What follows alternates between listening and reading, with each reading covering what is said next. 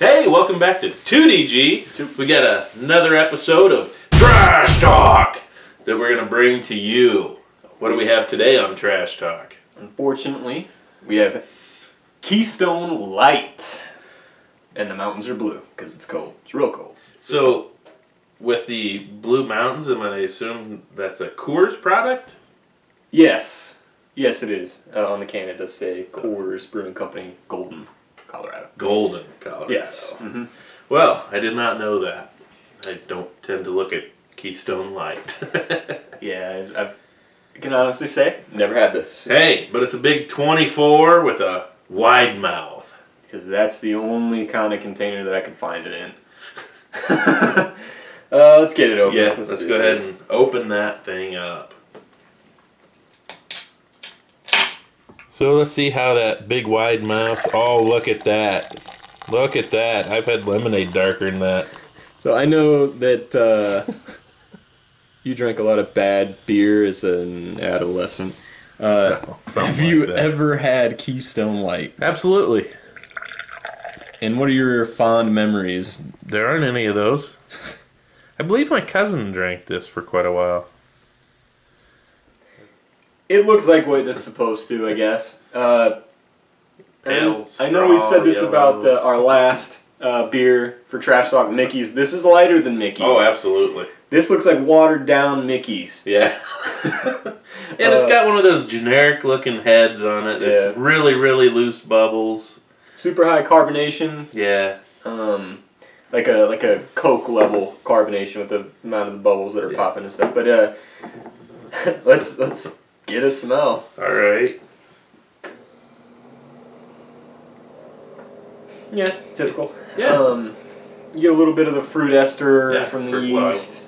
That's all you get, pretty much. Yeah. Then you do get like I know carbonation doesn't have a smell, but like it's it's that tiny bit of the graininess. Yeah, the grainy cardboard. I know you hate it. Cardboard. No, it's fairly accurate on this one. Yeah, nothing much to it, as you could tell by the way it looks. Let's taste the Keystone Light. Okay.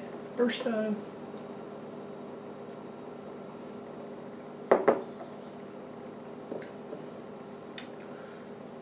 Whoops, forgot to taste it. No, you didn't.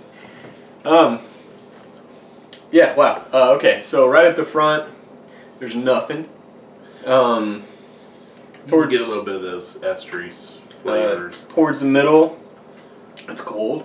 Yeah, that's the truth. And then at the end, there's a little bit of breadiness. Yeah. And dissipates quickly. Yeah, I'm assuming they at least attempt to use Pilsner malt. I didn't. Yeah, God. There's that cheap beer aftertaste. Yep. But here's the takeaway from it. You could slam these. I mean, you could. Well, if you let them warm up, I'd get a.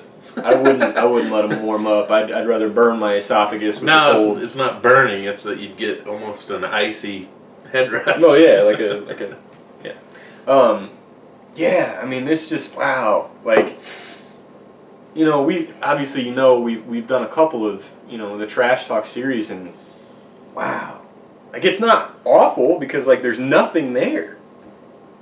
But yeah, okay. Well, I'm a fan of that almost fruity estery flavor, and this is one of those where that's the only thing I really get for the most part. So I don't even get that. So at least there's that. Yeah. So ABV is 4.2%. Extremely sessionable. You could probably drink these all day and maybe have a buzz and not be broke. Yeah.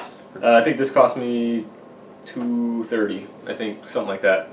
Anyway, it is classified as pale lager, which is the American adjunct lager category. Style, they gave it a 1 overall. They can't even rate it. It's not available. NA.